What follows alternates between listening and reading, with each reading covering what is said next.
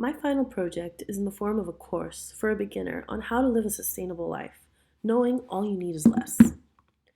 So, welcome to this course. We're just trying to all be better human beings while living a sustainable life. So, don't be too harsh on yourself if you can't do it all. So, today we're going to be talking about what is a sustainable lifestyle. You don't need to change your entire life and how to change your life. So, my mission, like I just said, how to live a sustainable lifestyle while not changing your life completely, with small changes making a real change and creating awareness of sustainable living. So, what is a sustainable lifestyle? Well, it's the practice of reducing your demand on natural resources by making an initiative that you replace what you use to the best of your ability. This could be not purchasing single use items and items that aren't made in a sustainable process. It's your principles and your practices to trying to make a more better green initiative for yourself. So, our relationship with nature. We all know that climate change, global warming, depletion of ozone layer, and resource depletion are real, and their impact on human and animal lives can be devastating and real, just like the Australian bushfires, the tornadoes, and the cyclones all around the world. Why we need to change and why we should take the time? Well, climate change and sustainability are not new news. They've been news for over 30 years, but we're just making a change now because we are living the effects of what it has been doing for the past 30 years and how people have not been taking initiative. We need to take a chapter from our ancestors. We need to rejuvenate our relationship with nature.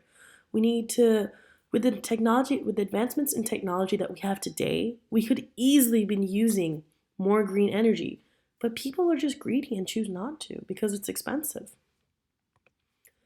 You don't have to change your entire life. Focus on thinking globally but acting locally. So when you shop from your local farmer's market, you're thinking globally because you're not purchasing a good that was shipped from, like onions shipped from Tasmania or garlic shipped from China.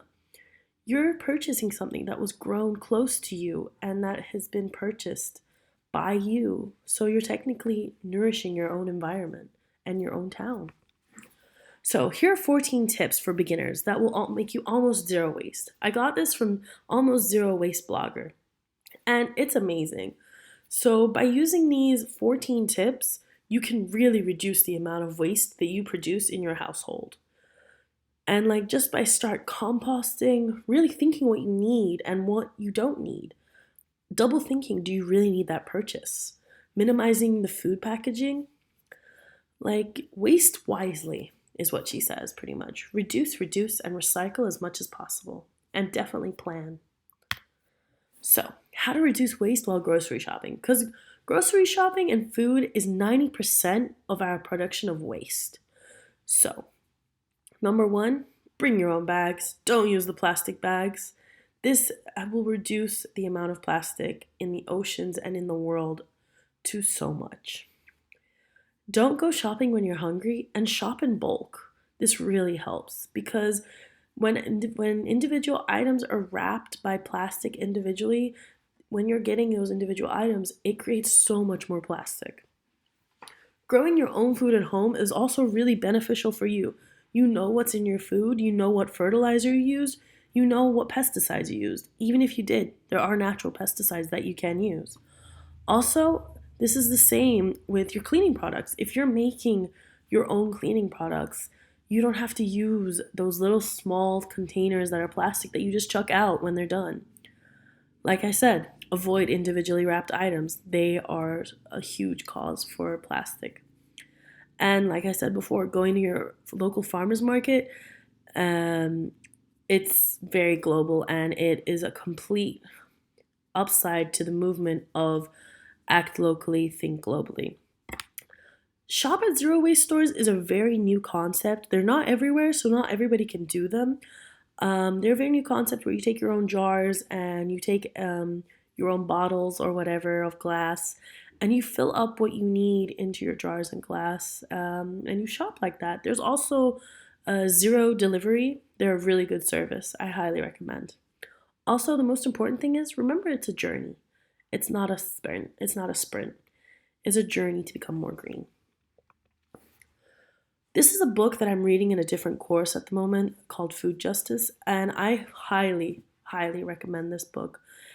It is a very huge eye opener to how our food is produced, how modern day slavery is still continuing, and how farmers are just too scared to report anything because they don't want to lose their job or they don't want to get deported.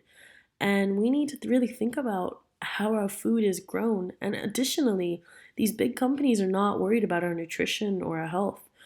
Like, they've stripped all the nutrients and freshness of these goods and they ship them 2 months prior from Tasmania to England and all of these types of things. So I'd really highly recommend reading it. So, in conclusion, the research I did on this topic opened my eyes to a lot that I didn't realize was a problem with sustainability, especially how much we waste just in grocery shopping. I think if we put a little focus on food justice, create awareness, and shop from farmers markets, and be aware and conscious with every little change by a lot of people, we can make a change by acting. But with every little change creates a huge, real change.